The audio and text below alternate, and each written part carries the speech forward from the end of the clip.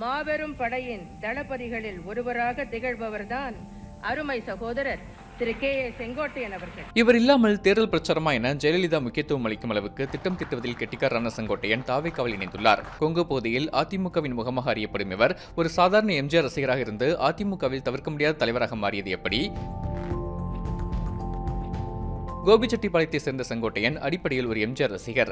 அதிமுகவை எம்ஜிஆர் தொடங்கிய போது அவருடன் பயணிக்க தொடங்கிய அவர் கோவையில் பிரம்மாண்டமாக அதிமுக பொதுக்குழுவை நடத்தி காட்டி எம்ஜிஆரின் கவனத்தை ஈர்த்தார். உடனடியாக பிளாங்க் செக் ஒன்றை தனக்கு அளித்த எம்ஜிஆர் அதில் எவ்வளவு தொகை வேண்டுமானாலும் நிரப்பிக் கொள்ளுங்கள் என கூறியதாக செங்கோட்டையன் முன்னர் தெரிவித்திருக்கிறார்.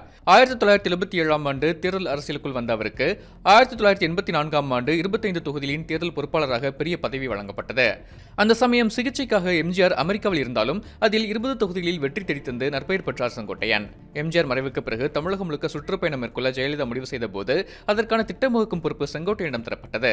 குறிப்பாக ஜெயலலிதாவின் வாகனம் எங்கே நிற்க வேண்டும், எப்போது கையசைக்க வேண்டும் என அனைத்தையும் தீர்மானிக்கும் இடத்தில் செங்கோட்டையன் இருந்தார்.